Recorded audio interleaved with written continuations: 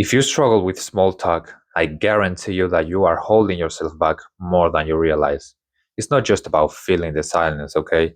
Do not be one of those guys who says, "Oh, I don't like small talk, it's pointless." The truth is that you don't know how to handle small talk. So stop lying to yourself.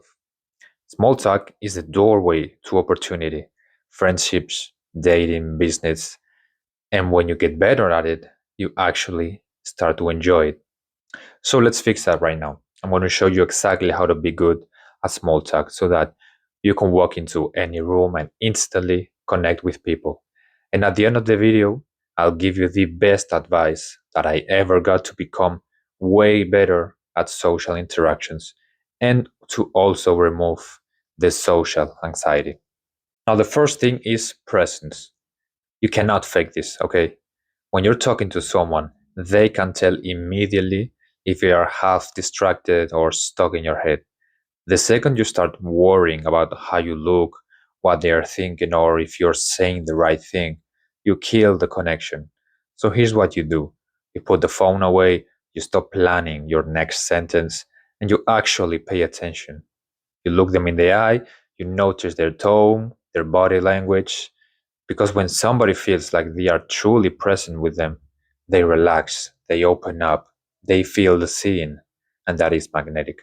I'm sure you would not want to talk to somebody who's not really paying attention to you, or seems to be maybe in another place, and he's not really engaging in the conversation, right? Well, it's the same for them. Now, next up is energy. Similarly to the previous point, people don't remember the exact words that you say. They remember how it felt talking to you. So if you come across just a flat, low energy, low effort type of guy, that's how they will also feel. But if you bring warmth, you bring a smile, a spark, confidence, you bring fun, they walk away thinking, I like that guy. So think less about the perfect line and more about the vibe that you're giving off. Your tone, your smile, your body language, that's what people respond to. Now, let me give you a practical tool that you can use anywhere. It is very simple. Notice, comment, and expand. Notice something about the environment or the person, whatever it is. Comment on it, naturally, and expand by adding a playful twist, a thought, or a question that invites them to talk more about that thing. It can be anything: a t shirt, a sofa, a hat, a restaurant, whatever. Now, this one framework keeps conversations flowing without any awkward silence while being very easy to remember. Now, another skill that separates average talkers from great ones is to go deeper than the surface. So, small talk starts slow, sure, starts shallow, but you don't just stay there. If someone tells you what they do, don't just nod and move on.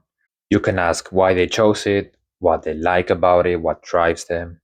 That's how you shift from a random interaction to a real connection. And when you do that, people remember you because most conversations in their life stay very surface level. And this way, you stand out by going deeper. And then you have to share your world. Now, do not just interrogate people with questions. Share your own stories, your own passions, your own perspective. That's also what makes you real, human, and relatable. Because if you only ask questions, you come off like you're trying too hard. But when you open up about yourself, people feel like they are actually getting to know you. Now, finally, the best piece of advice that I always have in my mind, that I always use this, is that to be interesting, you have to be interested. And by this, I mean to be interested in the other person. So instead of focusing yourself on what are you going to do, on what are you going to say, you focus on the other person. So for example, if you talk about something very surface level and very small talk, like the weather, you can ask, what is your perfect weather like? Or do you prefer summer or winter and why? Keep going on that conversation. Like that person's opinion is actually interesting to you because people love feeling like their opinions actually matter. So make it seem like it does matter to you. So, for example, if he prefers summer, then you can say something like, but the fucking mosquitoes, man. Or, so you prefer sweating over being cozy in bed. And you just have some fun. Do not interrogate him like I previously said, but ask him questions to know more about him and what he thinks, while also sharing some of your opinions. Like, I would rather watch a movie while it's raining outside than be under the sun melting away. Put the focus on knowing more about the other person, and I guarantee you that you will be 10 times better at small talk.